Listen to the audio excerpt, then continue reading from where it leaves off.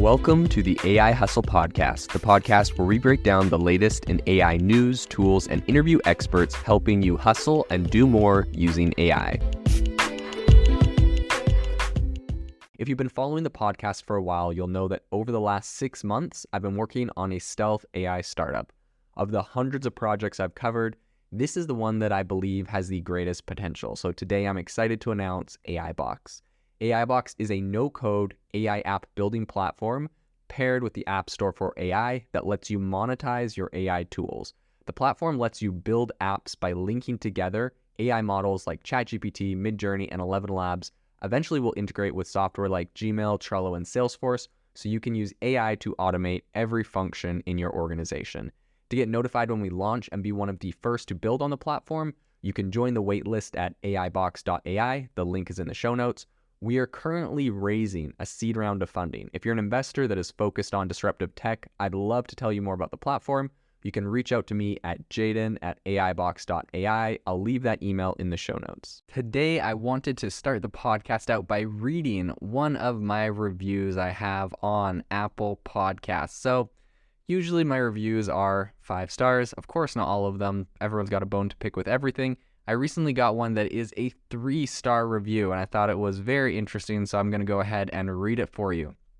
It says, informative, but I like this podcast with its very informative bite-sized episodes, but almost nothing about legitimate concerns around privacy, potential spread of misinformation, and inaccurate results that tie people to scandals and criminal activity, and no current method for correction or deletion. The ChatGPT cheerleaders say that it's on the user to be wary of ChatGPT results, but we've seen over and over again that the public is not good at vetting information, and it leads to suicides, murders, doxing, etc. Yes, there's a lot of good, but there's also a lot of stuff to worry about. Now, of course, there's a couple good points in here. Definitely very important to be wary of ChatGPT and a lot of the downsides, AI in general, and not just all of the upsides. That being said, I'm not 100% sure that I agree with everything in there. The fact they say that the false information coming out of ChatGPT is going to lead to suicides, murders, doxing, etc. I think, of course, bad things come out of all technology, but like bad things are coming out of the internet, and we're not going to go shut down the internet. That being said, it's important to talk about the negatives as well as the positives. I'm a pretty positive guy, so that's usually where I focus, just on my personality. But that being said, I'm happy to talk about the negatives. So on today's podcast, by popular request, I guess not really popular request, minority, squeaky wheel request, I am going to talk about some of the negatives of AI, what is happening right now, and perhaps some of the perceived negatives of AI. But with that being said, of course, I'm going to talk about some of the potential opportunities that are coming along with that. I know you're going to hate me because I always see a silver lining in a lot of stuff, but there's a lot of things to be genuinely concerned about. So this episode goes out to Jackie's 212. This one's for you.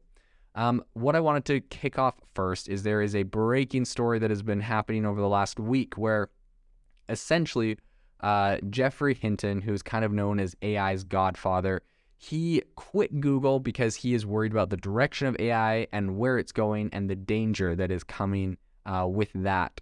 So he's, as I said, seen by a lot of people as kind of the godfather. He's 75 years old. He just announced his resignation from Google. And he told essentially the BBC recently in an article that some of the dangers of AI chatbots were quite scary. He said, I quote, "Right now they're not more intelligent than us as far as I can tell, but I think they soon may be." Now, of course, I think for everyone looking at the rate of advancements right now, right? Of course, there's all the gotcha articles where people are saying, see, it messes up this or that. It's not that good. Like, just look at the rate of improvement. These things will be perfect. They will be smarter than us. They will be much more advanced. We have the technology and all the information ever created, now on the internet. So I would say, obviously, these things will get very smart, and it is very important to look at what the repercussions are, of course, what the positives and negatives of that are. And this is something that Dr. Hinton is very concerned about at the moment. So he said that essentially these neural networks, as we know, they're kind of set up similar to a human brain in a way that they can learn and process information. This isn't just traditional coded programs, right? When you write a software program, you tell exactly what to do. These AIs are different in a sense that you kind of build what's called a neural network, which is set up to, simulate a brain. You feed it information and you tell it what answers are correct and let it learn to learn, essentially. And it comes up with things. That's where these kind of AIs get away from us, is a sense that it can learn things maybe we never taught it. It can learn things maybe we haven't learned. And people kind of worry that the advancements it is making could scale rapidly. Now, he said right now what we're seeing is things like GPT-4 eclipse a person in the amount of general knowledge it has, and it eclipses them by a very long way. In terms of reasoning, it's not as good, but it does already do simple reasoning. Given the rate of progress, we expect things to get better quite fast, so we need to worry about that. I 100% agree. I think a lot of people, honestly, I try to stave off my AI anxiety. The rate everything's advancing is crazy. That's probably why that's why you and a lot of people are listening to this podcast right now. Things are changing so rapidly. You need a way to be able to stay up to date on it all and see what the advancements are, because they're having massive implications for your industry, your jobs, your projects, businesses, and everything you're working on. So it is definitely concerning. I think it's something that we will want to look at. He's worried about bad actors and that are essentially going to use AI for bad things. It's really, really hard, to be fair, to predict all of the negative ways that AI can be used and set up adequate safeguards. Same with the internet. When the internet was first launched, the very Wild West, of course, horrific things have happened on the internet. Incredible things have happened because of the internet. And it's up to us to, as we, learn and grow with these tools, to set safeguards. I think it's really, here's what I'm concerned about with AI, and perhaps why I'm not as hard as some people are on it. The problem is a lot of people coming out right now calling for hey, we need more regulation. We need to crack down on AI. We need to shut down this and that, bad ways it can be used. And if you can think of some, bad ways it can be used, I'm all for, finding good ways to block those. But that being said, I just worry that a lot of these people that are kind of Elon Musk and, this guy coming out and saying oh, it's really dangerous. I feel like they're all just kind of putting these disclaimers out because no one really knows everything bad it can do, it is capable of. And when something bad happens, it's all going to be like the I told you so moment of all these people being see, I told you it was terrible and you guys should have listened to me. But at the end of the day, a lot of these people are not offering very realistic solutions. Elon Musk's 6-month pause on developing AI, I find completely unrealistic, considering China and Russia are going to continue developing their AI. And I think I would rather that come out of, a country that I'm in personally. I'm sure Russians listening to this would rather come out of Russia. So there you go. Imagine if your government told you to pause AI developments for 6 months, you probably wouldn't like it either. And so I really just think a lot of these people coming up with solutions, they're not very realistic solutions. And I think we should try our best, absolutely best, to make this safe. But it's really hard to predict the things that are going to happen. And it's going to be really easy for a lot of these people putting the criticism in right now in 6 months and a year when things happen, something bad happens, to say, I told you so. But they're not telling us exactly what's happening, exactly what to do about it. So I think, the people that are developing are the heroes because they're, if it's a good intended person, it's more likely that that person is going to discover a negative way it can be used and stop it, versus if we just left it up to bad actors. Let's say everyone banned AI, North Korea definitely wouldn't ban AI, and we don't really want them or any other bad actor state to be really advanced with AI, I would say. So that's kind of where I fall on that. Now, that being said, there's another kind of, I guess some people call alarming piece of news on AI recently, which is that an AI researcher out of Brazil recently said that AI could replace 80% of jobs in the next few years. That is massive. 80% of jobs in the next few years. Now, I know this guy probably wants to get some of the hype up around AI, so there's definitely an aspect of that to it, but it's not far off. So this is coming from Ben Goertzel. He's a lead AI researcher. He is the chief executive of SingularityNet, so that's a research group he launched to create artificial general intelligence. And he has seen a lot of the advancements that are coming down right now and a lot of the implications, and I really don't think it is far off. 80%, oof, I have a hard time believing that with blue-collar jobs.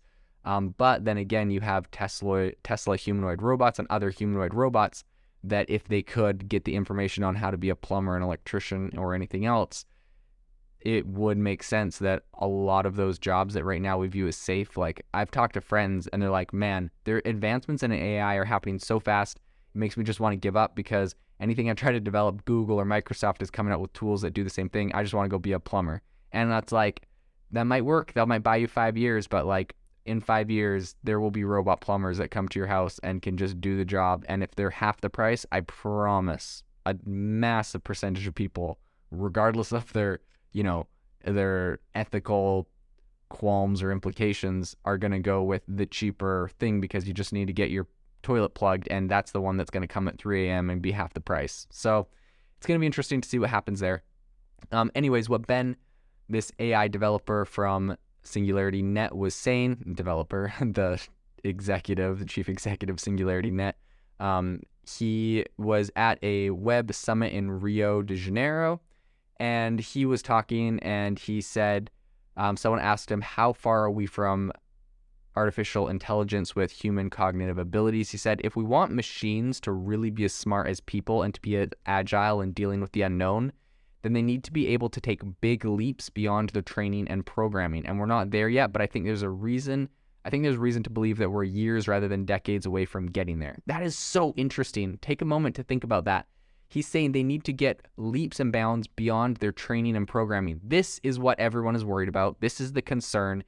They're not doing what they're trained or programmed to do. They're learning how to learn. They're getting further from us. And if they really can go leaps and bounds beyond their training and programming on their own, then that is essentially the AI getting away from us, becoming more smart than us. And that's what people are really concerned about, it destroying us or whatever else. Some of the concerns around this would be.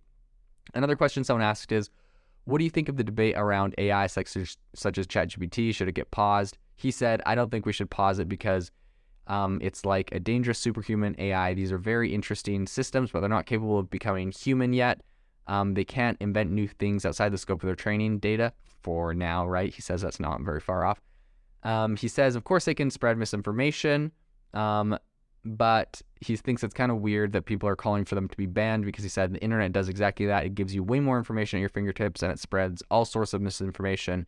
I think we should have a free society, and just like the internet, it shouldn't be banned, or just like the internet shouldn't be banned, we shouldn't ban this. So as far as talking about the threat to people's jobs, he said you could probably obsolete maybe 80% of jobs and people that people do without having an AGI. So this is interesting. His company literally is designed to create an artificial general intelligence AI that is smart or smarter than a human. But he thinks even without the AGI that everyone is like working towards and his whole company is founded on, you could still obsolete 80%. So come out with an AGI, that's a scary number. He said, and what I think is a fair point to bring up, though, is you could obsolete 80% of jobs. That doesn't mean you wouldn't create a whole host, an astronomical host of new jobs as all technological innovations. Oops, there you go. You caught me. That's the silver lining. There might be new jobs that come out. Of course, this is massive and really important point to take into consideration that 80% of jobs could be obsolete because of this. He said, I don't think it's a threat. I think it's a benefit. People can find better things to do with their life than working for a living. Pretty much every job involving paperwork should be automatable. Oh man, sorry. I'm trying to be serious here because this is a serious topic, but every job involving paperwork, oh man, taxes, I hate them. That's just me. A lot of just bureaucracy and paperwork stuff. If AI can do it, I would be thrilled. And people, yeah, whatever. Okay, that's that. In any case, what can robots do for society today and what will they be able to do in the future if AGI is achieved? Someone just asked him that. He said they can do a lot of good with AI. Like Grace, a robot nurse we showcased at Web Summit Rio in the US, a lot of elderly people are sitting lonely in older folks' homes. They're not bad in terms of physical condition. You can have medical care and food, and the problem is they don't have emotional and social support. So he says if you inject humanoid robots into it that can answer every question, listen to your stories. Anyways, I won't even get into it. You get the idea. I don't love that concept that we're just going to give all of the old folks in nursing homes humanoid robots. That to me is depressing. I feel like we should find better solutions for helping them, but maybe it is what it is. In any case, someone else asked him, what regulations do we need to have AI making a positive impact? And he said, what you need is society to be developing these AIs to do good, and the governance of the AI to be somehow participatory among the population. All these things are technically possible. The problem is that the companies funding most of the AI research don't really care about doing good things. They care about maximizing shareholder value. Oof. That's obviously a direct stab at Microsoft and Google, who are the big ones right now. Google's really concerned about their company, their shareholder value plummeting, and they're just trying to capture the most shareholder value possible. And Microsoft, some would say, is using this to really try to springboard ahead of Google on everything. So it's going to be really interesting. I definitely think that there is a lot of concerns around the misinformation and the downsides of AI. I do think there's going to be a lot of opportunities. Sue me for being optimistic. I'm bullish on AI. I'm pretty optimistic on the what's coming. And also that probably comes from a point for me of like, I don't think there's any way you can stop it. I don't think you can call a 6-month pause. I don't think anything like that will work. And so for me, it's just like, love it or hate it. Let's make a plan and move forward with it because it's coming. And we just need to learn how to adapt and how to integrate it and not be replaced by it. What are the new jobs that will come up? What are the new things we'll need to be doing? And so I think it's a really important thing. I think it's the mindset. If you want to be a winner in this next phase of technology, it's just the mindset you have to adapt, whether you like AI or not. You just have to decide that you're going to move forward and try to find the benefits and the ways that you can use it to be a positive impact, because there's no way you can stop it. It's the internet all over again, a massive innovation and disruption. So it'll be interesting to keep following some of these things that are happening. I will try to keep a balanced approach, sharing pros and cons to what is coming out. If you are looking for an innovative and creative community of people using ChatGPT, you need to join our ChatGPT creators community. I'll drop a link in the description to this podcast. We'd love to see you there, where we share tips and tricks of what is working in ChatGPT. It's a lot easier than a podcast, as you can see screenshots, you can share and comment on things that are currently working. So if this sounds interesting to you, check out the link in the comment. We'd love to have you in the community. Thanks for tuning in to the AI Hustle podcast. If you could do us a massive favor, we would really, really appreciate it if you could leave us a review wherever you get your podcasts. This helps people find the podcast. It helps people know this is a good place to go. And we would really, really appreciate it, as it helps us continue to bring on incredible guests and share incredible content for you to listen to.